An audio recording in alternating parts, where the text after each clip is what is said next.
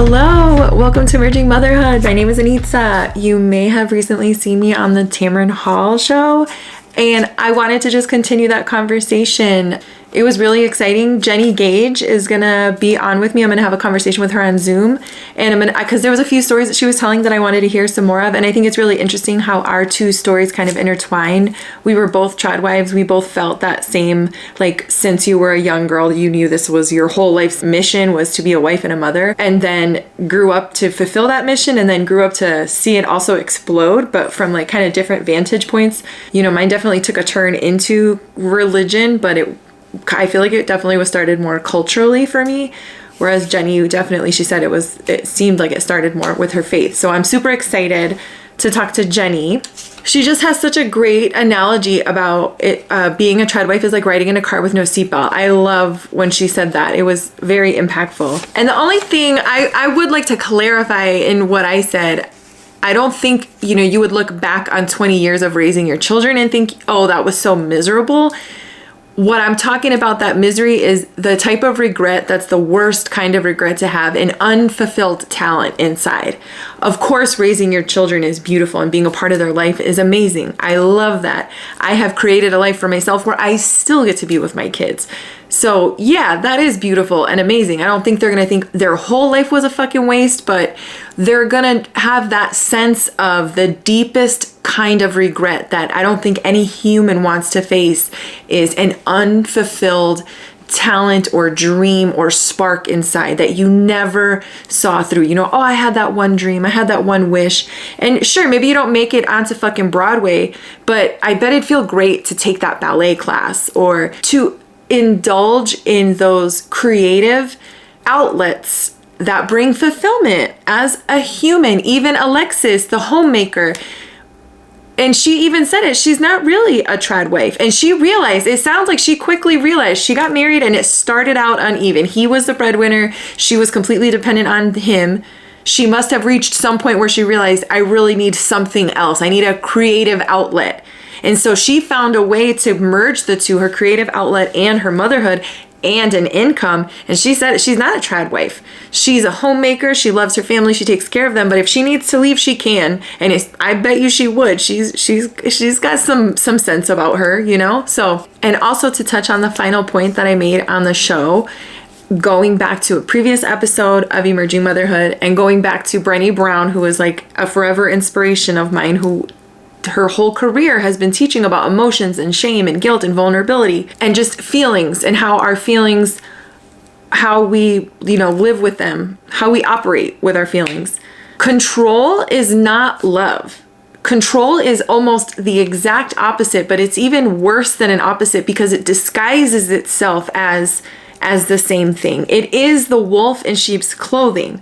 So when you have a partner that wants that much control over your life, they're like, no, you don't need anything. I'll take care of everything. I'll take care of the finances. You don't need your own bank account. What would you need that for?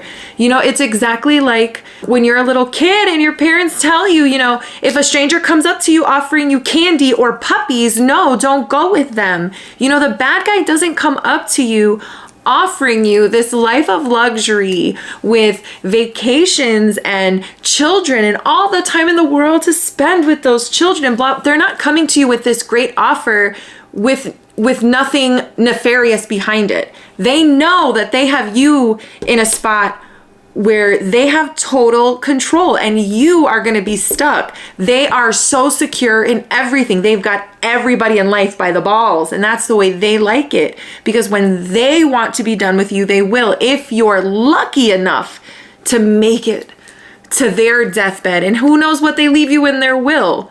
On average, women do live longer than their spouses. All this fear of like, I don't want to die alone. You are going to die alone. As a woman, you're probably going to die alone. Men die sooner than women. They have a lower life expectancy than women. So even if you stay with this man forever, who knows what the rest of your life is going to be like? It just, like Jennie says, a man is not a plan. You have to have your own plan for your life, regardless of your romantic relationship. Any partner that wants to put you in that position, you should immediately kind of wonder, wait a minute, what's going on? If it seems too good to be true, it usually is.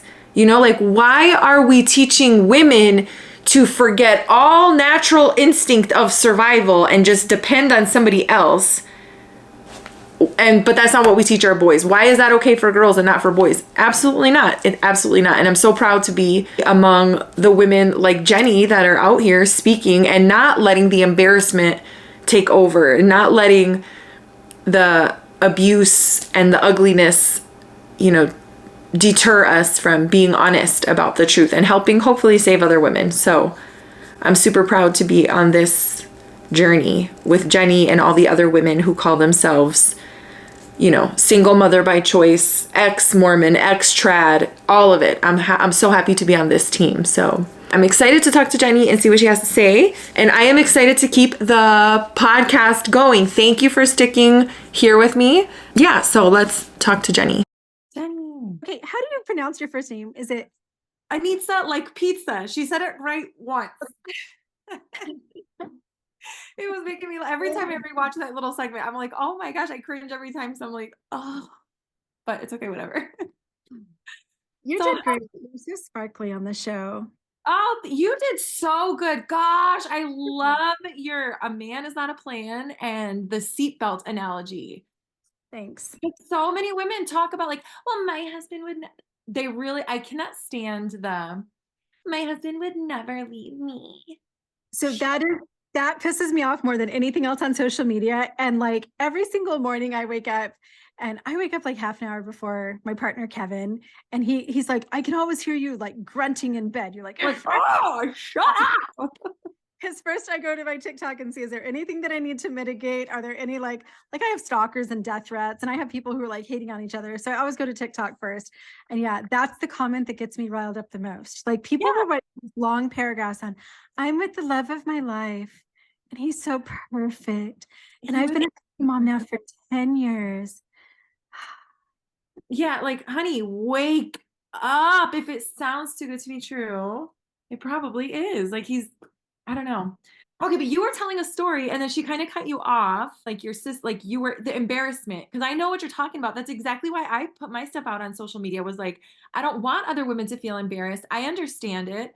And I'll be that little clown online to give other women that courage. And you were telling a story like you realized your sister was going through it, like other women in your life, and then nobody was talking about it. Right. Like not a single person was talking about it.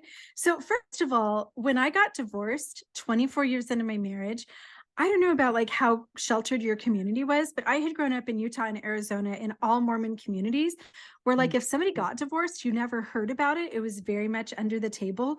So like I had one divorced friend who had remarried and I hadn't even seen him for like 20 years. And I had to like find him on Facebook and reach out and be like, hey, can you just tell me a little bit about what it's like to be divorced? And it's sad that like that's how removed I was from any divorced people. So as I went through my divorce, my sister was also getting divorced. And I had a couple friends who were like, all of us were kind of that same, like the wealthy Mormon trad wives, where we're driving, like I lived in $1 million homes and had the luxury SUVs and flew to Hawaii for the summer and could just buy whatever I wanted to. And then all of a sudden I get divorced and I have zero money. And I was sleeping in my car, literally peeing in a red Solo cup. And like, I knew that some other people were going through it and nobody was talking about it. So just one day, my kids downloaded TikTok to my phone and I was like, you know what? I feel like I don't even know what made me do this. Like, what made you do your first TikTok video? I was like, I think I just want to talk about this. Like, I'm going to do a video about why I just filled out an application for food stamps because I decided to be a Mormon stay-at-home mom for 24 years. And that video blew up. Yeah. And I'm oh my God, people do want to hear about this. Yeah, exactly. Yeah, same. I was at like the end of my rope. I was like, I have nowhere, if I'm already like applying for food stamps, I'm already like the lowest rung of society, the way people would view me. So I'm like, it's not like I have anything to be embarrassed about. So might as well share my story so that other women can at least learn. You know what I mean? Maybe they don't have to do it, but shit. Yeah, it's that. Yeah, the embarrassment. Gosh, I love that. I love that so much. I love that kindred spirit. That So embarrassment is hard to get. did you say that do women come to you for advice on being trad wives? Like, Or because you mentioned that on the Tamron Hall show. I wasn't sure if you meant like, or if they were like rubbing it in your face. Like, well, I'm a trad wife and it's amazing. So I get everything. I reach between 2 and 8 million people a month just on TikTok. Those are my average views on TikTok. So I have so many comments. And so everybody reaches out to me. So I get people who are like, I am a trad wife and you need to stop talking about this because this is how everybody should be. And especially if there's a religious component, I get like, you're the devil, you're fighting against God's true plan for families. So I do get some of that. I get people too who are like, if you had done this a little bit differently, like if you had been a trad wife and then just like had your own checking account and known how to pay the bills and stuff, then it would have worked out better for you. But I get a lot of people legitimately asking for advice. Like, I've been in a marriage for 10 years. I didn't have any college education. I married him right after I graduated high school. What can I do? Please help. So that's primarily what I get. I get a lot of women reaching out to me saying, what else do I do? Like, how do I get out kind of, or how do I make it work? It depends on the circumstance. So some women like I actually have people that I've helped who are like, he's abusive. I found out that he's cheating on me. What are the next steps? Well, community college, see if you can get some grants and stuff.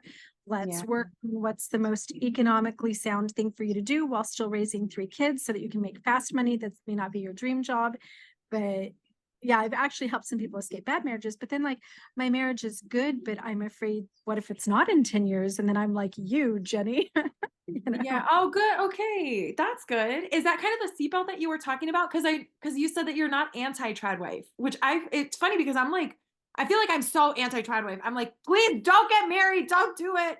And so I find it interesting that it seems like we had such a similar everything, like all the way, the whole path leading up. And then you still come to the conclusion that like, well, I guess it's like, okay for some people, like, I guess I would like to be that soft still, but I guess I just want to hear more of how you feel about that. Yeah, it's not that I'm soft, it's that I'm a Okay. realist and I know the data. So Okay. in a perfect world, if we found a genie on the beach in a bottle and we could like have any wish we wanted to, I would eliminate the trad wife theme completely. Like, let's get rid of it. But to Okay. me, it's the same as teaching abstinence rather than teaching people how to use condoms and Okay. consent and all that stuff. We cannot change the fact that there is this 17 million member Mormon church that is teaching that Heavenly Father created men and women differently and that they should get married and the woman should stay home. We can't change then the vast sea of evangelical Christians, the Islamic gender roles where women stay home in some of the ultra conservative Islamic groups. We can't change that. Like, that is the reality. The reality is there are people who are going to be trad wives. Let's teach them how to do it safely. I mean, really, it's the seatbelt. Like, people are going to drive the fast cars. Let's teach them how to put the seatbelts on. And eventually, like, I don't know, people might decide not to be trad wives, but I think that we can change culture to that degree yet. For sure. What seatbelts do you think girls should have? Like, do you just advise for like a prenuptial agreement or? I actually have a whole entire program that's so comprehensive. But like, part of that is the West 4Bs. Are you familiar with them? I love them. I'm obsessed. I love them. Yeah. Like, I literally want to fly to South Korea and like meet one of the founders. Like, that would be so. So my West 4Bs that I talk about are don't get married. Like, okay, so the South Korean 4Bs, let me back up there, are the no marriage, no sex, no dating, no children. That's the 4Bs. The Western 4Bs, I don't think that we need to go to that degree because we don't have the domestic violence rates. We're still able, in some cases, to safely interact with members of the opposite sex. We have kind of a different society than they do. So we don't have to take it to that level unless you want to. But my 4Bs are no marriage until age 25. Oh, valid. Huge. No committed long-term relationships of any type until you are established in your own life, whether that's your education, some training, starting a business, and you're established in that career. And then no children until financial independence, and then no assumed childcare and domestic labor. So in that relationship, like, a girl and a guy get married, ideally that seatbelt is we're going to decide together who takes care of the laundry and the cooking and all of those things that go into a household, so that I'm not supporting his career and he's making exponentially more money than me and having more opportunities, and nothing's happening to me in my career over here atrophies. And even just that little thing, like just agreeing to help with each other with all of the things equally, childcare especially, take that time off to have the baby. And so that you can personally heal. And if you want to nurse the baby, sometimes pumping is a pain. So what, 3-4 months, maybe maternity leave. But then after that, it shouldn't be assumed that the female is the one who's going to care for the baby. Yeah, the default parent. Yeah. It's terrible. So just that change, that's a huge seatbelt, because that frees you up to be able to focus on money making, to be able to focus. I mean, it's not just about revenue either. It's your mental health. Autonomy, just having like your own thoughts and brain. Like I said, like, I feel like you know how like you can't, I don't remember my mom's phone number or anybody's phone number because I never have to dial it anymore because my phone does it for me. So it's kind of the same when your husband makes every decision, he makes all the payments, he does everything. You kind of lose those skills. And then it's really hard after however many years you've been doing it to relearn all these skills, you know, like how to manage everything that it takes. And then you're not, you know, you're like you said, with your experience that you got a job for $11 an hour, you know, it's so hard. $44 a day. And our monthly expenses that he left me with were $4,600 a month. And my first job was $44 a day. Okay, because I had a similar, I feel like everything between our stories is so extremely similar because in the end at our divorce, me personally, he quit his job to throw off our income amounts so he didn't have to pay anything. And then he did it so good that I ended up paying him child support, like $200 a month, currently still to this day. And I feel like there's something similar with you. Like he did some shady shit. He had a high 6-figure income. I think that, like, I don't even know what it was. He made so much money. It was like $200,000 a year plus bonuses. And the bonuses could be really good. And then I contributed to that too, because I did things within the organization, within the business that also made us money. And none of that was in my name. Like I didn't even get paid for the sales that I made. I would go out to chambers of commerce and different things, and I literally didn't get paid. I didn't have a paycheck. Right. It was all free labor. You were just like, oh, the wife. Yeah. So from October, and this is one thing that Tamron just kind of interrupted me with that statement of the ex-husband says that he is up to date on alimony and child. I know. It's demonstrably false. I have Rubbermaids full of court records and stuff that it's just a lie. That was just a false statement. I don't even know if they read the actual statement that came from him, if that was just kind of a summary of it. But our marriage ended in October of 2018. He cleaned out the bank account and left me with nothing. I had no job. I had nothing. From October until April, I had no income whatsoever. My friends were GoFunding just to pay for gas and like clothes and basic things like that. I had family members that were paying for like my phone bill, and I had eviction notices. I was way behind in the rent on our luxury condo because he stopped paying it. So in April of that year, so October, November, December, January, February, March, April, 7 months later, and this is the thing that women need to recognize when they're going into a relationship and becoming financially dependent. It could take years until you get alimony if the marriage ends. Yeah. And they can take everything. He cleaned out the entire bank account. I had nothing. 2 days after our marriage ended, everything was gone.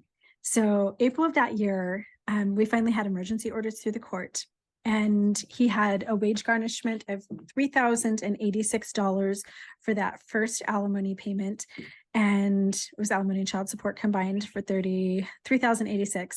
And my uncle, who's one of the managing partners at the business, called me 2 days later and said, Jake's totally pissed off because like he didn't get a check this week because he had $3,000 that came out. And he's saying that he's going to stage a firing because if he quit, the court could, but if he gets fired. So he physically started an altercation in front of 300 employees. Oh, wow. To get fired. Physically pushed him. And my uncle was like, I had nothing, like there was nothing that I could do except fire him. So he fired him. And that was the last garnished wage that I would ever receive.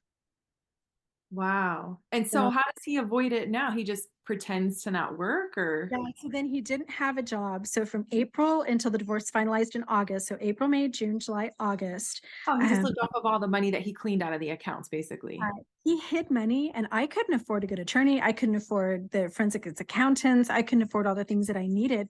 I had no money. I was like no money, nothing. I had absolutely no income. And I think looking back that it was really smart of him to make sure that I didn't have any access to any of our accounts, because I could have collected a considerable amount from him if I had had the legal representation to do so.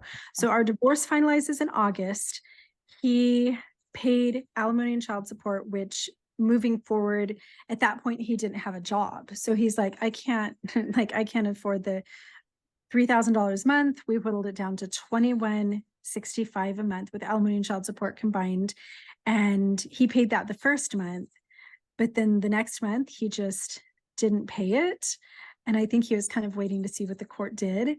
And I finally had to spend money to file. By then he had evicted me from our home. I had nothing. I was literally homeless.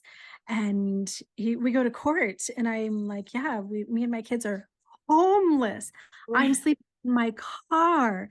And Jake's like, I don't have a job. I can't get it. Nobody will hire me. I can't do anything. And he is still unemployed today, 5 years How later. does he have a partner that supports him or?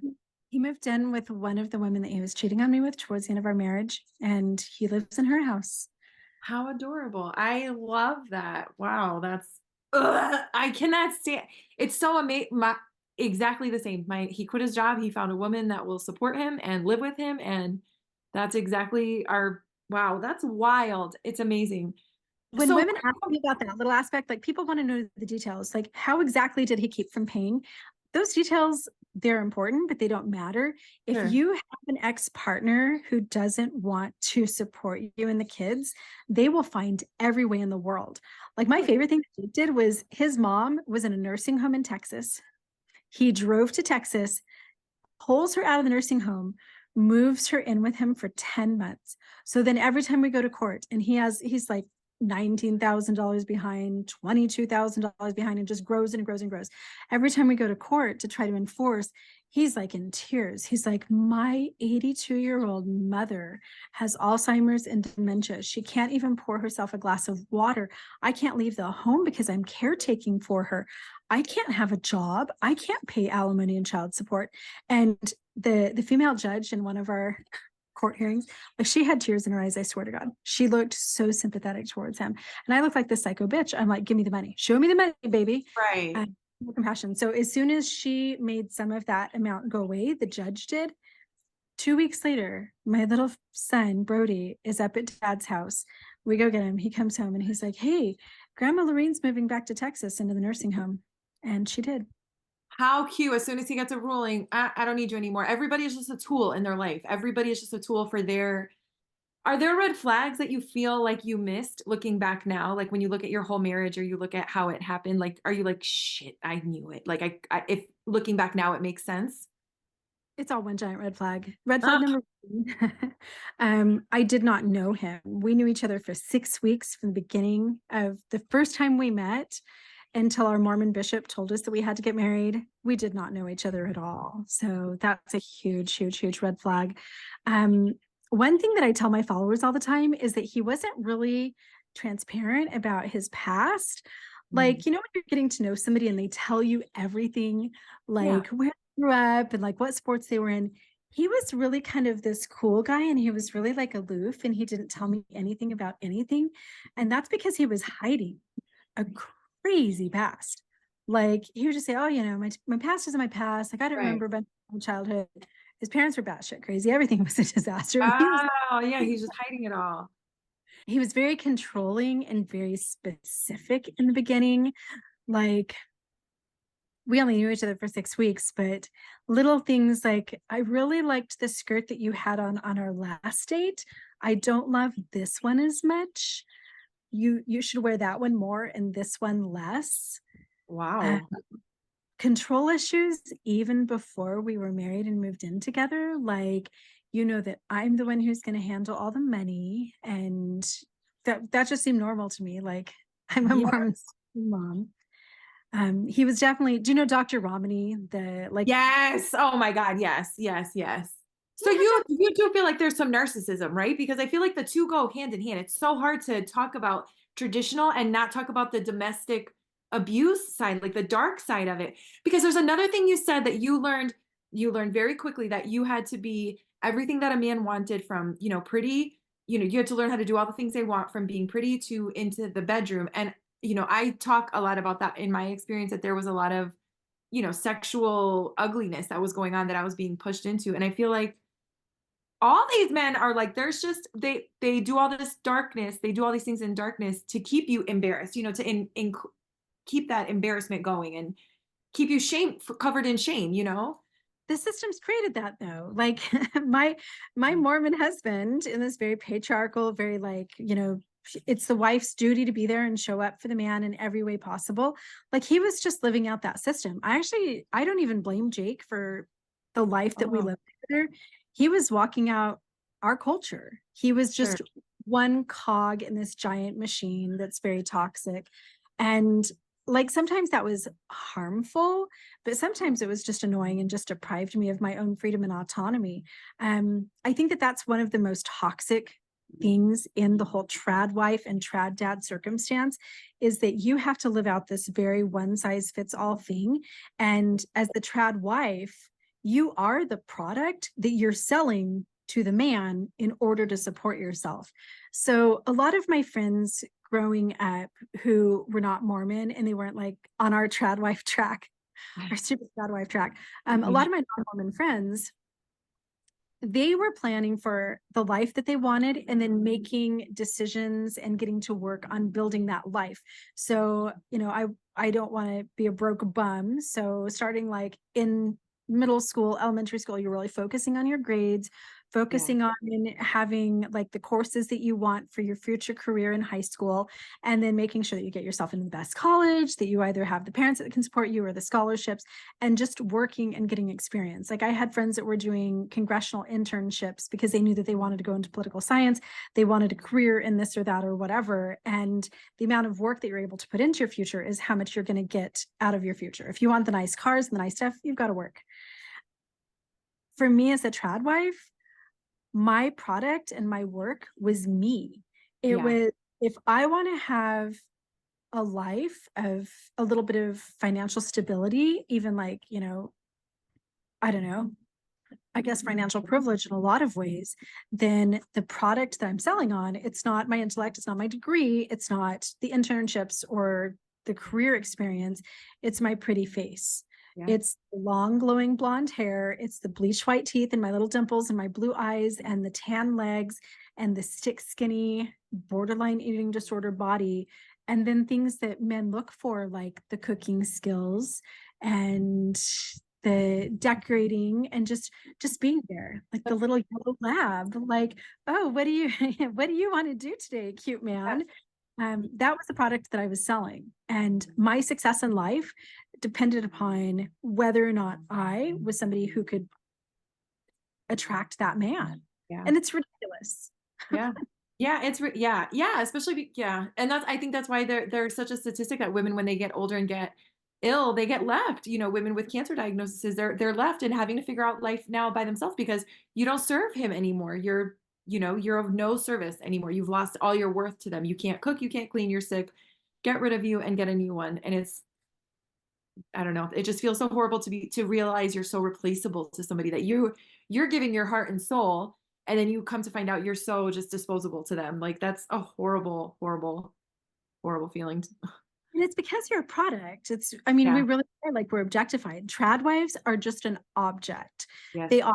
They're the accessory. They're the people who, do everything that takes care of the home and all that stuff. And then what if they can't do everything? What if they can't take care of the home? The Yeah. crap really hit the fan in my relationship when I was diagnosed with an ovarian tumor age 36 and spent the next 3 years completely embedded in the hospital. And during that time, like while I was recovering from, I literally died for a couple minutes, had a near-death experience, came back to life, extremely ill, fighting to be there for my kids. That's when the abuse got the worst. And that's when my ex-husband started to cheat on me the most. During that time period, he had about 3 years of like nonstop girl after girl after girl after girl. How I, cruel, did, Jenny. I didn't know about it until 3 years before our marriage ended. Wow, I'm sorry. You did not deserve that. My God, I'm sorry. People don't. Yeah, that's so cruel. And here's the deal. Maybe you feel like this too. Like, I don't know if there were ever times in your marriage where you thought, if I had this, then I wouldn't be in this marriage. During that time, like I was working this little online furniture flipping business. I was working an essential oil company, multi-level marketing thing. I was doing everything that I could just to make some of my own money while fighting a tumor, literally, because I thought if I could just make $2,000 a month, then I could leave Jake. Yeah. I could get state insurance. I could have all of my treatment for everything. And it was just that dollar amount that kept me in that relationship. So you were dreaming of leaving. You were a little bit unhappy even while you were. Yeah, Yeah. same. I did plan for my leave. I got my CNA certification. I got a few things in order before I finally left because I knew like this is I started a couple different side hustles like baking cakes or doing this, and then finally when I got into one that I was like, okay, I make enough money. I could probably cover our life is when I got real ballsy, and then I would really, talk back in our arguments, and then yeah, our relationship blew up. Um, so I know for me personally, my faith has completely taken it upside down. And so that's the one thing I'm curious about you. How is your faith? Like, are you you're not still a practicing Mormon, or where does your faith lie, and how do you feel about the Mormon religion? How I know many it's a loaded customers question. can I use? Okay, so timeline, I was 44 years old so this was 5.5 years ago, when one day in church, we had this lesson that was entitled The Evils of Homosexuality in Mormon, like the women's group. And I had like this physical reaction to it and I walked out. Wow. So 5.5 years ago, it'll be 6 years this October. I just literally walked out of the Mormon church, still married to Jake.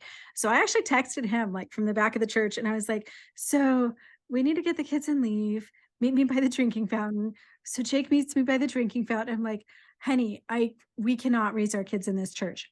44 years, 5 generations, lifelong devout Mormon. When I went to church that day, I was just going to church because I loved the church. And over the next 2 weeks, I would kind of like peek at the Mormon history. And it was this rapid fire deconstruction in a 2-week time period. I completely lost my testimony of Mormonism and left the church. Jake and I, the Sunday after I left, went to a Christian church together, and it was so welcoming. Like, oh, Mormonism isn't true, but Jesus is real. And it was one of these like love your neighbors type of thing. And no matter what you've done, God loves you. And I remember like our first Sunday, like, I don't know if people thought that we were just weirdos, but we stood there that whole time in that Christian church. Both of us were just bawling. Me and Jake holding hands and just like bawling our eyes out. It's just this raw, like unfettered Christian love, right? A week later, I caught Jake with a 19-year-old prostitute and our marriage ended. Okay. Wow. So 2.5 week time period. And the crazy thing is, looking back, I don't think that if I had not left the Mormon church, because we had an eternal commitment to each other, we had a temple ceiling. In that moment, like that evening, as I realized, I literally sat in my Mercedes watching and recording my husband with this little prostitute and her pimp walk up to his car. He arranged with her the night before, get in, take off. I met him at home 2 hours later and kicked him out. He abandoned the family for a prostitute. And I know she's 19 because he had Google searched 19-year-old hooker. Ew. And then chatted with her on like Backpage and met up with her. So I have the screenshots of everything that happened that night. And that evening, as I was like sitting in the vehicle watching this go down and then driving back home, there was this feeling of, oh, Jesus isn't, God. Well, I still believed in Jesus at that point, but the Mormon church isn't real. My temple covenants aren't real. I don't have to be married to Jake for time and all of eternity. I'm out. Yeah. That's funny. I had the same moment where I like gave up my faith and I was like, wait a minute, if I'm not tied to this faith, then I'm not tied to this, I can't get a divorce shit. I'm out of here. Fuck this. That's funny. So do you still believe in Jesus and like Christianity, or is it kind of a mishmash? Like, So, I dove super hardcore into Christianity for 4 years because it's like the Mormon church has been depriving me of a relationship with the true Jesus. And so I was super Christian. And then my partner that we've been together for 4.5 years. He's Christian and we're raising this beautiful Christian family together. And then a year ago, the Christian school that my partner works at expelled my 14-year-old son for doing something that 6 other boys did. And my Christian church shunned me and treated me like I was batshit crazy.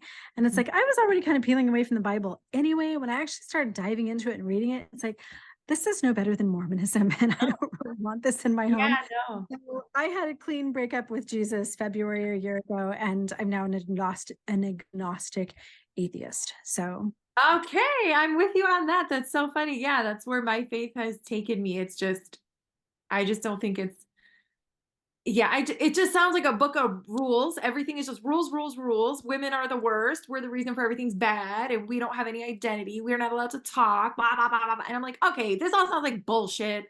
The only people that it serves, the only people that end up having anything good come out of it are the men.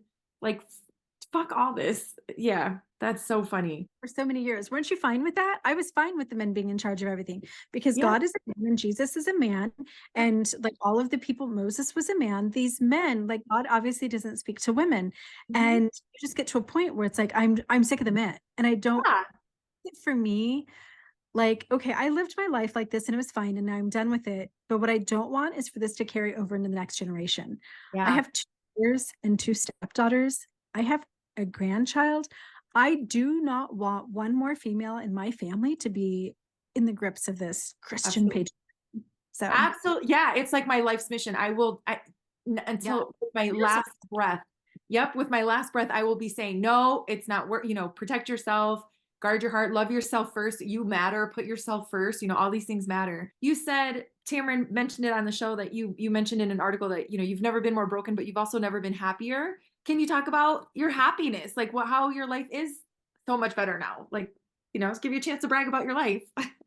I think that in general, people who saw me in the 24 years that I was a trad wife and then my childhood before that. So I was 44 years old when I left the Mormon church and then left the 24-year marriage. People on the outside would have thought that I looked happy and that I had everything. Like I had the houses and the cars and beautiful children and we vacationed all over the world and it looked like I had all of the things and I always had a smile on my face.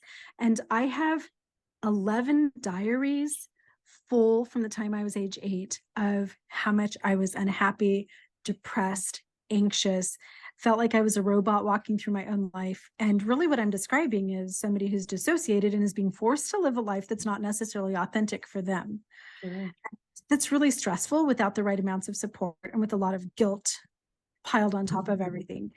So leaving all of that, like leaving the relationship, stepping into a very unknown life.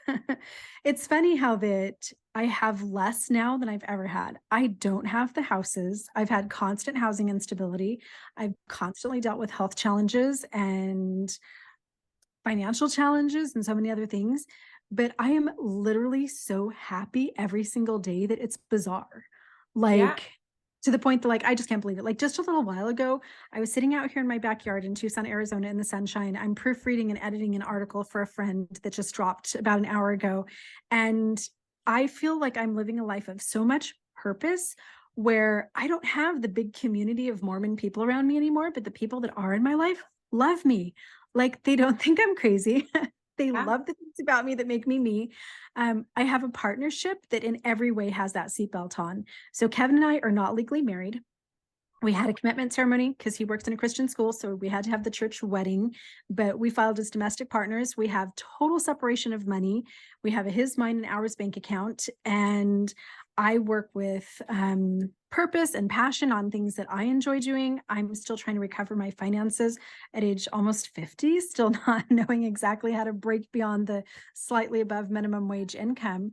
But Kevin supports me in our home as much as I do.